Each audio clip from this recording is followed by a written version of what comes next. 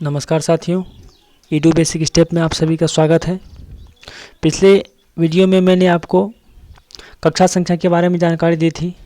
अब उससे रिलेटेड कुछ उदाहरण, जैसे चलता हूँ हाइड्रोजन, परमाणु संख्या 1, तो इलेक्ट्रॉन की संख्या पहले कक्षाओं में चलते हैं। ठीक है, तो 1 हो गया, तो कक्षा संख्या के में क्या हो गया, 1 इलेक्ट्रॉन भरा गया हमारा। जैसा कि आपको पता है कि किसी इलेक्ट्रॉन की कक्षा संख्या का सूत्र अधिकतम क्या होता है, 2n²। तो इसके अनुसार से पहला घर में हम अधिकतम 2 इलेक्ट्रॉन रख सकते हैं, दूसरे घर में अधिकतम 8, तीसरे घर में 18, चौथे घर में 32। तो अब दूसरे पे चलते हैं, हीलियम, परमाणु संख्या हमारा कितना हो गया, 2। तो पहला कक्षा में कितना इलेक्ट्रॉन भरा गया हमारा, 2। ठीक है, तो अब आगे बढ़ते हैं। उसी तरह से लिथियम पे चलते हैं, परमाणु संख्या हमारा कितना है, 3। तो पहला कक्षा में अधिकतम 2 ही भराया जा सकता है। अब जो शेष बच गया वो अपने बाद वाले कक्षा में प्रवेश कर जाता है। तो उसके बाद वाला कक्षा क्या है, L या कक्षा संख्या 2। तो जो शेष इलेक्ट्रॉन बच गया वो बाद वाले कक्षा में प्रवेश कर गया। ठीक है, तो उसी तरह से हम आगे बढ़ते जाते हैं। जैसे नाइट्रोजन पे चलते हैं, N7। तो पहला कक्षा में अधिकतम 2, उसके बाद जो बच गया शेष वो दूसरा कक्षा में प्रवेश कर जाएगा। दूसरा कक्षा में कितना बच गया, तो 2 निकल गया, कितना बचा, 5। तो 5 आपको दूसरा कक्षा में चला जाएगा। और आपको पता है कि दूसरा कक्षा में अधिकतम 8 इलेक्ट्रॉन ही हो सकते हैं। चलिए तो नियोन पे चलते हैं। नियोन 10 है, पहला कक्षा में 2, दूसरा कक्षा में 8। ठीक है, तो अब दूसरा कक्षा ये हमारा भर चुका है, फुलफिल हो चुका है। तो अब जब पहला घर में 2, दूसरा घर में 8, उसके बाद जो अगर बच जाएंगे इलेक्ट्रॉन तो फिर तीसरे घर में प्रवेश कर जाएंगे, मतलब तीसरे कक्षाओं में।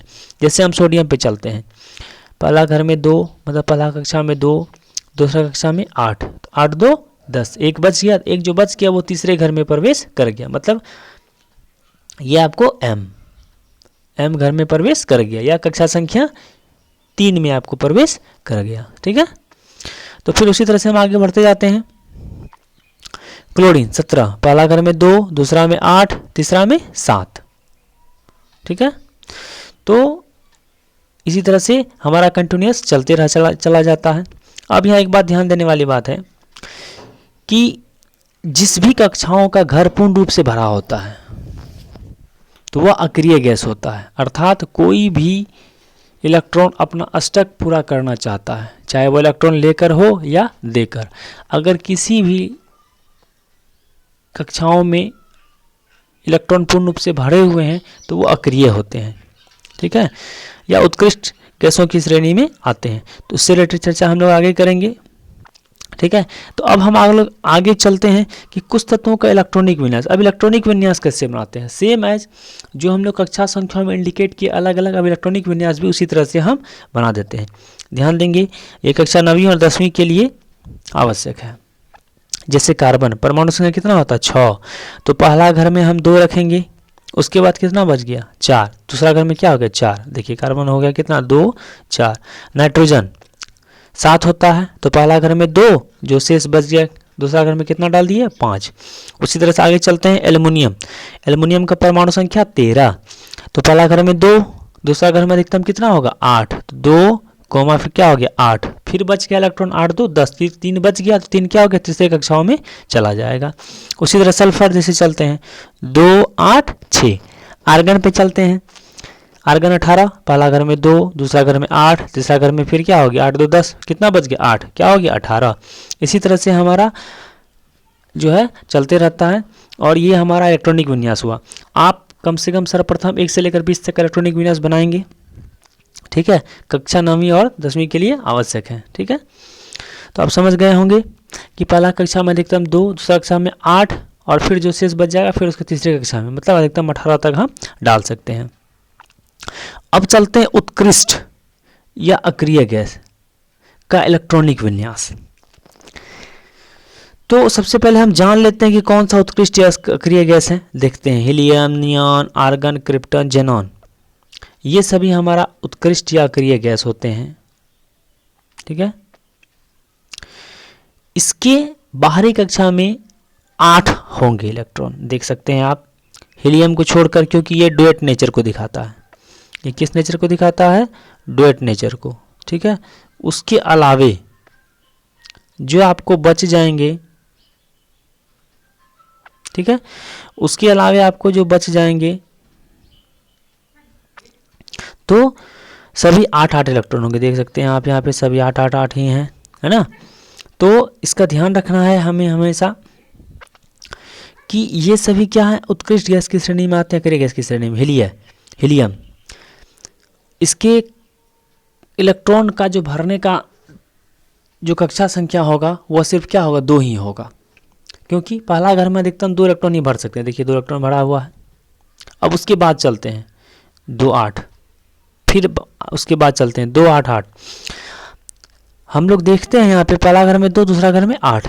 फिर उसी तरह से हम लोग देखते हैं यहाँ कि इसके बाहरी कक्षा में कितना इलेक्ट्रॉन, 8 ही इलेक्ट्रॉन है। अगर किसी भी इलेक्ट्रॉन की बाहरी कक्षा में 1 से लेकर 7 इलेक्ट्रॉन हो हीलियम को छोड़कर, तो वह अक्रिय गैस की श्रेणी में नहीं आते, अर्थात उत्कृष्ट गैस की श्रेणी में नहीं आते। उसके अलावा जो भी इलेक्ट्रॉन होंगे जिसकी बाहरी कक्षा में 8 इलेक्ट्रॉन हो और हीलियम के लास्ट में 2, तो वह उत्कृष्ट गैसों की श्रेणी में आते हैं।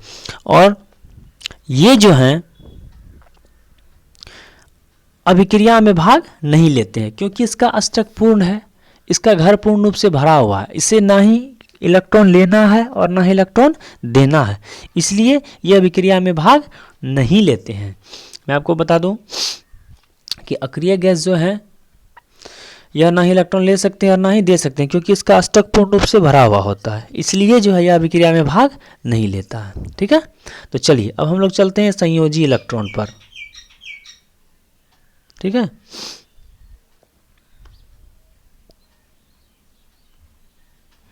चलिए, तो किसी तत्व के परमाणु के बाहरी कक्षा का इलेक्ट्रॉन, ध्यान देना है, कोई भी एलिमेंट है उसका बाहरी कक्षा जो भी होगा, तो बाहरी कक्षा का जो इलेक्ट्रॉन होता है सबसे बाहर, बाहरी कक्षा मतलब सबसे बाहर जो होगा वह संयोजी इलेक्ट्रॉन होगा। और शेष जो बच गया मतलब भीतरी कक्षा, उसके अलावा जो शेष बच गए वह क्या कहलाते हैं, कोर इलेक्ट्रॉन कहलाते हैं। इसका ध्यान रखना है। अब जैसे हम उदाहरण के अनुसार से भी चेक कर सकते हैं, जैसे इससे पहले मैंने आपको बताया सोडियम का इलेक्ट्रॉनिक विन्यास 281, देखिए ये बगल में इलेक्ट्रॉनिक विन्यास भी है, ठीक है, 1s 2s के आधार पर। तो मैं अभी इस पर चर्चा ज़्यादा नहीं करूँगा, बस थोड़ा सा हिंट्स आप देख सकते हैं किस तरह से भी इसे लिखा जा सकता है। आगे की वीडियो में इस पर विस्तृत चर्चा होगी। ठीक है, तो चलिए, तो मैं यहाँ पे चलता हूँ। सोडियम 2 8 और 1, इलेक्ट्रॉनिक विन्यास का कितना हो गया, 2 8 और 1। अब सही है, पहला कक्षा में 2, दूसरा में 8 और जो शेष बच गया तीसरा में क्या हो गया, 1 हो गया। ठीक है, तो ये बाहर एक क्या है, बाहर बाहरी कक्षा हो गया, और इसको हम लोग संयोजी इलेक्ट्रॉन कहेंगे। जो शेष ये दोनों बच गए ये हमारा क्या कहलाता है, कोर इलेक्ट्रॉन। ध्यान देना है इस बात को। उसी तरह हम कैल्शियम पर चलते हैं। कैल्शियम, ये परमाणु संख्या इसका 20 और इलेक्ट्रॉनिक विन्यास 2 8 8 2 होता है। ठीक है, तो इसके बाहरी कक्षा में कितना इलेक्ट्रॉन है, 2, तो संयोजी इलेक्ट्रॉन कितना हो गया, 2, और जो शेष ये बच गए ये सभी ये कोर इलेक्ट्रॉन कहलाते हैं। तो ध्यान में आ गया, ये 9वीं और 10वीं कक्षाओं के लिए बहुत महत्वपूर्ण है। बाहरी कक्षा के इलेक्ट्रॉन को संयोजी इलेक्ट्रॉन और जो बच गए भीतरी कक्षा के इलेक्ट्रॉन क्या कहलाते हैं, कोर इलेक्ट्रॉन। चलिए अब चलते एक मोस्ट वीवीआई पॉइंट संयोजकता पर, मतलब वैलेंसी। किसी तत्व का परमाणु जितने इलेक्ट्रॉनों का त्याग, ग्रहण या साझा करता है, ध्यान देने वाली बात है, त्याग, ग्रहण या साझा करता है, उतना ही उस तत्व की संयोजकताएं होती है। कहने का मतलब कोई भी तत्व जितने इलेक्ट्रॉन का त्याग करेगा, चाहे 1 हो 2 हो 3 हो, या ग्रहण करेगा, चाहे 1 इलेक्ट्रॉन हो 2 इलेक्ट्रॉन हो 3 इलेक्ट्रॉन हो, ग्रहण करेगा, तो वही उसका क्या कहलाता है, संयोजकता कहलाता है। ध्यान देने वाली बात है। अब जैसे मान चलते हैं वैसे तत्व कि परमाणु जिनकी बाहरी कक्षा में 1 2 3 इलेक्ट्रॉन हो, अगर किसी तत्व के परमाणु के बाहरी कक्षा में 1 2 3 इलेक्ट्रॉन होते हैं तो वे इलेक्ट्रॉन ग्रहण करने की अपेक्षा इलेक्ट्रॉन त्यागने की प्रवृत्ति ज़्यादा होती है। कहने का अर्थ हुआ, अगर किसी तत्व के परमाणु के बाहरी कक्षा में 1 2 या 3 इलेक्ट्रॉन हो तो वह इलेक्ट्रॉन त्याग करते हैं, वो इलेक्ट्रॉन क्या करते हैं, त्याग करते हैं।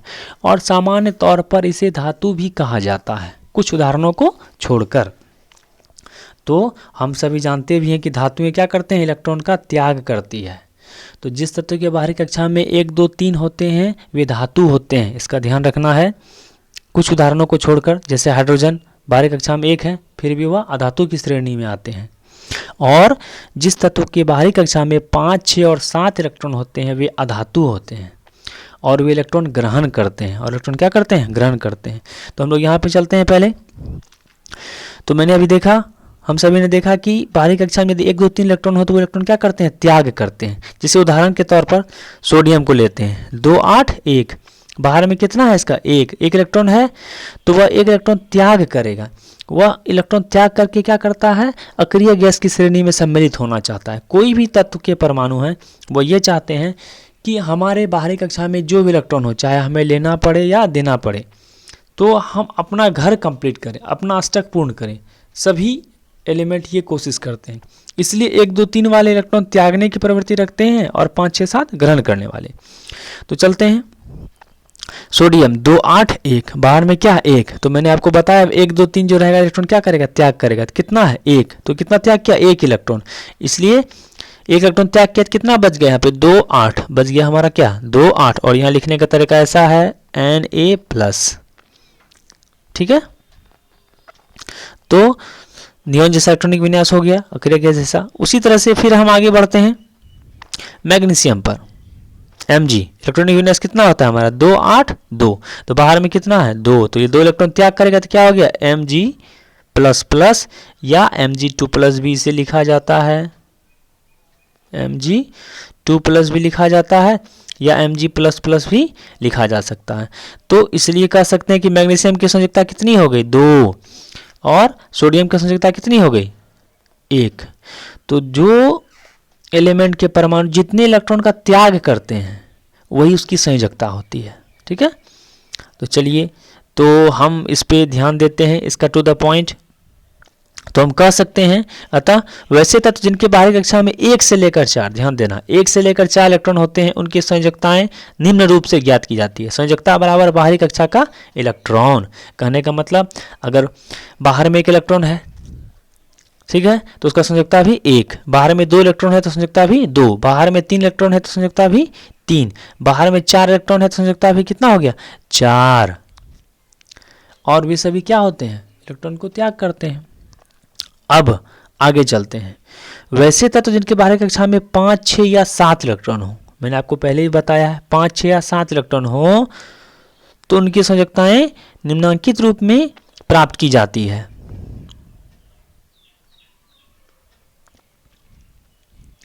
संयोजकता बराबर 8 घटा बाहरी कक्षा में इलेक्ट्रॉनों की संख्या। मैंने आपको बताया है कि जिसके लास्ट में 5, 6, 7 इलेक्ट्रॉन होते हैं वो इलेक्ट्रॉन क्या करते हैं? त्याग करते हैं। इलेक्ट्रॉन क्या करते हैं? ग्रहण करते हैं, मतलब लेते हैं। इलेक्ट्रॉन क्या करते हैं? लेते हैं। तो 5 है, तो संयोजकता बराबर क्या हो गया? 8 घटा बाहरी कक्षा में इलेक्ट्रॉनों की संख्या। तो अब हम लोग आगे चलते हैं यहाँ पर, जैसे ऑक्सीजन पर चलते हैं। ऑक्सीजन का परमाणु संख्या 2 और 6, लास्ट में क्या है? 6। तो इसका मतलब ये इलेक्ट्रॉन लेगा, कितना लेगा? 2 इलेक्ट्रॉन अगर ले लेता है तो उसका अष्टक क्या हो जाता है? पूर्ण हो जाता है। इसलिए 2 इलेक्ट्रॉन लेगा, इसलिए यहाँ हमारा ऐसा बन गया O-, या इसको O2- से भी सूचित किया जाता है, 2, 8। ठीक है, तो इसका मतलब ऑक्सीजन की संयोजकता कितनी हो गई? 2। ऑक्सीजन की संयोजकता कितनी हो गई? 2, निगेटिव के सेंस में। ठीक है, तो उसी तरह से क्लोरीन पे चलते हैं। क्लोरीन का परमाणु संख्या 17 होता है। इलेक्ट्रॉनिक विन्यास इसका हो गया 2, 8, 7, लास्ट में कितना है? 1। तो कितना इलेक्ट्रॉन लेगा? 1 इलेक्ट्रॉन लेगा। 1 इलेक्ट्रॉन लेगा तो कितना पूर्ण जाएगा? 8 पूर्ण जाएगा, अष्टक पूर्ण हो जाएगा। इसलिए क्या हो गया? 2, 8, 8। इसलिए इसको इस तरह से लिखा जाता है Cl-। अगर 1 इलेक्ट्रॉन लेगा तो 1- 2 लेगा तो 2- 3 लेगा तो 3-, इसी तरह से चलता है। ठीक है, तो ये आपको ध्यान रखना है कि कोई भी एलिमेंट जो होते हैं किसी भी तरह का, तो उसमें क्या होता है कि हमें यह ध्यान देना पड़ता है कि उसके बाहरी कक्षा में क्या है। अगर 1, 2, 3 इलेक्ट्रॉन हैं तो वह इलेक्ट्रॉन त्याग करेंगे। 1 इलेक्ट्रॉन त्याग करेंगे तो 1+, 2 इलेक्ट्रॉन त्याग करेंगे 2+, 3 त्याग करेंगे तो 3+, और 5, 6, 7 रहेंगे तो 5 रहेंगे, तो उससे अष्टक पूरा करने के लिए कितना चाहिए? 3। और मैंने आपको तरीका भी बताया है, अगर बाहरी कक्षा में 5 इलेक्ट्रॉन है तो संयोजकता कितना हो जाएगा? 8 घटा बाहरी कक्षा इलेक्ट्रॉन, मतलब 8 - 5 बराबर कितना हो गया? 3। ठीक है, उसी तरह से अगर 6 इलेक्ट्रॉन है बाहर में ठीक है। तो 8 माइनस 6 कितना हो गया 2। अगर 7 है तो 8 माइनस 7 कितना हो गया 1। इसी तरह से संयोजकताएं निकाली जाती है। बस हमें ये ध्यान रखना है कि अगर बाहरी कक्षा में 1 2 3 हैं तो वे धातु होते हैं सामान्यतः और इलेक्ट्रॉन त्याग करते हैं जिस पर धन आवेश होता है। पिछले वीडियो में मैंने बताया भी है। और 5 6 7 होते हैं तो वो क्या होते हैं अधातु होते हैं और वे इलेक्ट्रॉन ग्रहण करते हैं जिस पर कि ऋण आवेश होता है। ठीक है, तो इसका ध्यान रखना है। यह वीडियो आपको कैसा लगा लाइक करें, शेयर करें और कमेंट्स करें। धन्यवाद।